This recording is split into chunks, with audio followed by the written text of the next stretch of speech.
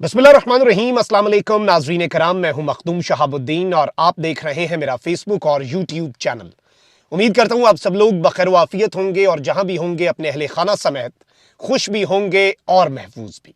नाज़रीन कराम, मशरिक़ वस्ता की और पूरी दुनिया की सियासत और बिलखुसूस इस वक्त जो पाकिस्तान का खित्ता है और मिडल ईस्ट में एक बहुत बड़ा कोहराम मच चुका है, क्योंकि ईरान पर बाज़ाब्ता डायरेक्ट हमला कर दिया गया है और इस सारे मामले के अंदर ये हमला अनप्रेसिडेंटेड है और इस तरह से डायरेक्टली बराह रास्त ईरान की तंसीबात के ऊपर हमला कभी नहीं किया गया। इससे पहले और बहुत से हरबे तो अपनाए जाते रहे, लेकिन इस वक्त जो सूरत हाल बन चुकी है और इस वक्त तमाम तर खित्ते के मुमालिक के लिए, पाकिस्तान के लिए चैलेंजेस में भी इजाफा होता जाना है। ये चीज़ भी आपने समझ लेनी है और इस हमले के हवाले से बड़ी अहम तरीन एक्सक्लूसिव डिटेल्स हैं जो मैंने आपके सामने रखनी है, क्योंकि इस वक्त इसराइल, अमेरिका और सऊदीया ये तीन वो मुल्क हैं जिन्हें ईरान से सबसे बड़ा मसला है और इस सब के अंदर ईरान जो है उसके लिए बहुत से प्रॉब्लम्स क्रिएट इससे पहले भी किए जाते रहे। आपको पता है कि ईरान की जो फौजी तनसीबात हैं, खासकर ईरान का जो एटमी प्रोग्राम है, ईरान की जो मिसाइल साइट्स हैं और ईरान की जो ड्रोन टेक्नोलॉजी है, ये इसके दुश्मन ममालिक की आंखों में हमेशा से खटकती रही हैं। This is not something new.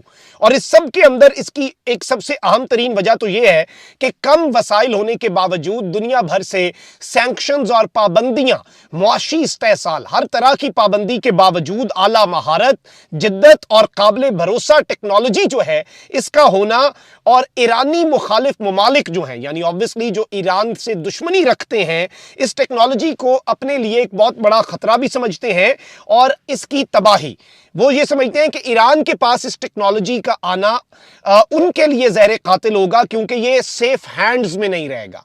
और इसलिए इस टेक्नोलॉजी को ख़त्म करना और ईरान को इस टेक्नोलॉजी से महरूम करना तमाम तर जो दुनिया के कुछ बड़े ममालिक हैं उनका मिशन नंबर 1 भी यही है।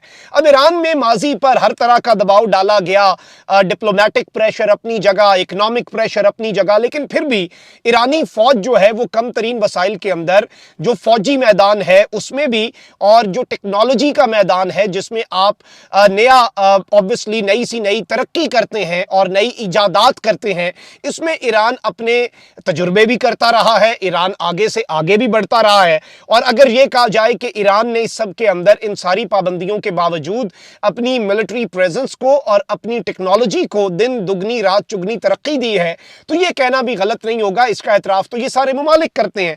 अब अमेरिका और इसराइल जो है वो कई बार कह चुके हैं कि वो ईरान की फौजी तनसीबात को निशाना बना सकते हैं, वो ईरान की फौजी तनसीबात पर हमले कर सकते हैं, लेकिन इससे पहले उन्होंने हमेशा ईरान की फौजी तनसीबात पर बराह रास्त हमला करने से गुरेज किया है, यानी वो इस चीज को तो अवॉइड करते रहे हैं क्योंकि ईरान ने रिटेलिएट करना है। ताहम ईरान के फौजी जर्नैलों को कासिम सुलेमानी है, फिर ईरान के जो एटमी साइंसदान है, ईरान के लिए मोहसिन फखरीजादा ऐसे ही थे जैसे पाकिस्तान के न्यूक्लियर प्रोग्राम के लिए अब्दुल कदीर खान, वो इन्हें निशाना बनाते रहे हैं ताकि ईरान के न्यूक्लियर प्रोग्राम को खत्म किया जा सके, लेकिन इसके अंदर भी कोई खातिर खा कामयाबी उन्हें नहीं मिल सकी। लेकिन अब जो बराह रास्त ईरान के ऊपर ड्रोन हमला किया गया है ये बहुत अलार्मिंग है, क्योंकि इससे एक नई जंग और इस पूरे के पूरे कॉन्फ्लिक्ट को एक नई जहत मिल सकती है। और जारी बात है इसमें अरब ममालिक का एक अपना किरदार है और पाकिस्तान इन चीजों से बाहर रह नहीं सकता। उस पर वैसे आगे चल के बात करते हैं, पहले कुछ डेवलपमेंट्स मैं आपके सामने रख दूं। अब यहां पर यह बताया जा रहा है कि ईरान के अंदर आपको पता है कि एक पूरा ईरान रेवोल्यूशन जो है वो भी ऑब्वियसली इस वक्त सर उठा रही है और ईरान के अंदर बहुत से प्रोटेस्ट भी हो रहे हैं, बहुत से अफराद मारे भी गए, इससे पहले भी मैं आपको बता चुका हूं। और इसमें आलमी ताकतें जो है, ईरान का इल्जाम रहा है कि वो इन रेवोल्यूशंस को और वो जो एक ईरान के अंदर इनकलाब लाने की कोशिशें हैं उन्हें वो फ्यूल करते रहे हैं। एक तरह से ईरान ये एलिगेशंस लगाता रहा है। ईरान के अंदर आपको पता है कि एक हिजाब वाला मामला और जो मॉरल पुलिस है उसके मामले के ऊपर भी दंगे फसाद हुए, ये सब कुछ हुआ। अब इस वक्त तेहरान जो ईरान का कैपिटल है उस पर जो चीजें यहां पर रिपोर्ट हो रही हैं, एक तो ये है कि जो फाइटर जेट्स हैं वो ईरान की और तेहरान की फजाओं में बहुत ज्यादा उनकी आमदो रफ्त देखी जा रही है और गन शॉट जो है वो भी इस वक्त सुना गया है तेहरान के अंदर। और मिलिट्री एयरक्राफ्ट जो है वो इंटेंसिफाइड किस्म के मिलिट्री एयरक्राफ्ट तेहरान के ऊपर, और ये बेसिकली ब्लास्ट्स हुए हैं मुख्तलिफ हिस्सों में मुल्क के। क्योंकि ईरान के अंदर, मैं आपको ये भी बता दूं कि ईरान के अंदर इंटरनेट सर्विस जो है वो भी मुअत्तल कर दी गई। मल्टीपल ड्रोन अटैक्स हुए ईरानियन सिटीज के अंदर, जिसमें तेहरान है, कराज है, नमाक है, हमदान है, इस्फहान है, खोए है, और अज़शर है और तबरीज है। और इस सब के अंदर जो इनकी इंस्टॉलमेंट्स, जो कि इनकी मुख्तलिफ जगहों को निशाना बनाया गया है, एक साथ तमाम इंपॉर्टेंट चीजों के ऊपर हमले इन्होंने किए हैं। और मैं आपको यह भी बता देता हूं कि वो ऑब्जेक्ट्स जिनके ऊपर ये मिसाइल स्ट्राइक्स या फिर ड्रोन हमले किए गए हैं, वो इस वक्त आहिस्ता आहिस्ता पता चल रहा है कि वो क्या क्या हैं। एक तो इस्लामिक रेवोल्यूशनरी गार्ड कोर, जो ईरान की सिपाही पासदाराने इनकलाब है, उसके हेडक्वार्टर के ऊपर। दूसरा IRGC की जो स्पेशल फोर्स है, कुद्स फोर्स के बेस के ऊपर। और एक इसके साथ ही साथ जो एम्यूनेशन सेंटर है, उसके ऊपर एक हमला हुआ है। एम्यूनेशन यानी जारी बात है आपका असला और गोला बारूद। और फिर अनमैन्ड एरियल व्हीकल्स का जो प्रोडक्शन सेंटर है, अनमैन्ड एरियल व्हीकल्स होते हैं जी, ड्रोन, और उनके प्रोडक्शन सेंटर के ऊपर, ईरान की एक रिफाइनरी के ऊपर, वेपन फैक्ट्री के ऊपर, और करजदा और हमदान के अंदर जो मिलिट्री बेसेस हैं उन पर बाज़ाब्ता तौर पर हमले किए गए हैं। और अब यह बताया गया है कि तकरीबन कम से कम 7 स्ट्राइक्स जो हैं वो इस वक्त रिपोर्ट की गई हैं। और इस सब के अंदर मैं आपको यह भी बता दूं कि ईरानियन प्रॉक्सी फोर्सेस जो सीरिया हैं, वहां पर भी बहुत कुछ हुआ है। जो सीरिया के अंदर ईरान की प्रॉक्सी है, उसके ऊपर अमेरिका के जो एयरक्राफ्ट्स हैं, उन्होंने भी उन्हें क्रॉस किया है। तो वो मूवमेंट जो है उसे भी इग्नोर नहीं किया जा सकता। और इस सब के अंदर ईरान जो है उसने जो मौक़िफ़ इस वक्त दिया है। अच्छा, मैं आपको यह भी बता दूं कि तेहरान का जो सदरन पार्ट है, साउथ का पार्ट है, वहां पर एक तकरीबन जो लोकल टाइम है उसमें रात को 2:19 पे ग्लोइंग लाइट देखी गई। और उसके बाद जो जेट्स हैं वेस्टर्न तेहरान में, वो बहुत ज्यादा तेजी के साथ वो जेट्स जो हैं उनकी मूवमेंट रिकॉर्ड की गई। और अब जो ईरान है वो इस वक्त ये मौक़िफ़ दे रहा है कि उसने रिपेल किया है ड्रोन अटैक्स को जो कि उसकी मिलिट्री साइट्स पर हुए हैं। और ईरान जो है उसने कुछ जाहिर बात है साथ के साथ हमले, जो मुख्तलिफ हमले इस वक्त रिपोर्ट हुए हैं, उनके हवाले से इंफॉर्मेशन का फ्लो भी बहुत कम है। और इस सब के अंदर अभी तो ईरान ने बताना है, ईरान ने एलिगेशन लगाना है, ईरान ने अपने सबूत पेश करने हैं कि इसमें अमेरिका है, इसराइल है, अरब ममालिक का किरदार है। और फिर ऑब्वियसली ईरान रिटेलिएट भी कर सकता है, और इसमें इसराइल के ऊपर डायरेक्ट भी ईरान की तरफ से चीजें जो हैं। इस वक्त 2-3 जो खबरें हैं, पहले मैं आपके सामने इंटरनेशनल मीडिया आउटलेट्स की वो सुना देता हूं। अल जजीरा कह रहा है कि Iran thoughts drone attack on Isfahan military site. और इसके साथ ही साथ द गार्डियन जो है वो कह रहा है drone attack targets Iranian defence factory as global tensions rise. और इस सब के अंदर यह भी बताया गया है कि वहां पर जब ये अटैक्स हुए हैं, जो ब्लास्ट हुआ है ईरान की रिफाइनरी के अंदर, उसके बाद 5.9 मैग्नीट्यूड का जलजला भी आया है। ये द गार्डियन जो है आलमी जरीदा, वो इसे रिपोर्ट कर रहा है। अच्छा, जो ईरान इंटरनेशनल है, ईरान जाहिर बात है ईरान ने भी तो अपना कोई मौक़िफ़ देना है। अच्छा, अब यहां पर मैं आपको यह बता दूं कि ईरान की वजारत दिफा का मौक़िफ़ क्या है। ये तो इंटरनेशनल सोर्सेज हैं और डिफरेंट जो रिपोर्ट्स आ रही हैं, जो खबरें आ रही हैं, और डिफरेंट चीजें जो इस वक्त मंजर आम पे आ रही हैं, मैंने वो आपके सामने रखी। अब जो ईरान का मौक़िफ़ है ऑफिशियल, वो भी आप सुन लें। ईरान की वजारत दिफा ने एक बयान में कहा है कि वजारत दिफा के एक वर्कशॉप कॉम्प्लेक्स पर 3 छोटे परिंदों यानी ड्रोन्स के हमले हुए हैं।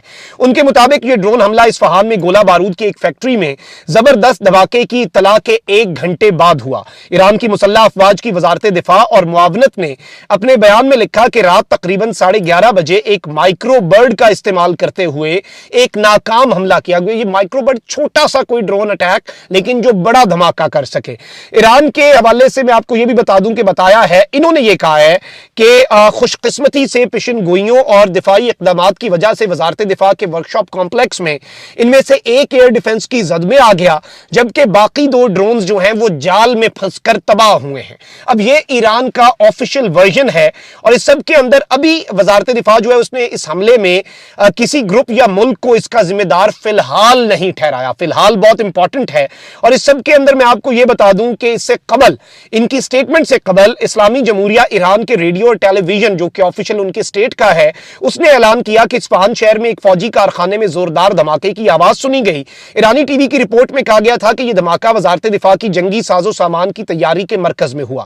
سوشل میڈیا پر دھماکے کے بعد کے مناظر جو ہیں وہ ویڈیوز بہت زیادہ منظر عام پر آ رہی ہیں، اور اس سب کے اندر جو اٹیک ہے اس کے کچھ جگہوں پر سکسیسفل ہونے کے لوکلز جو ہیں وہ اس وقت کچھ ثبوت لگا رہے ہیں کہ جی یہ یہاں پر نقصان ہوا ہے، یہ سب کچھ ہوا ہے۔ اور اس سارے معاملے کے اندر obviously انٹرنیٹ سروس اب اسی لیے معطل بھی کر دی گئی ہے۔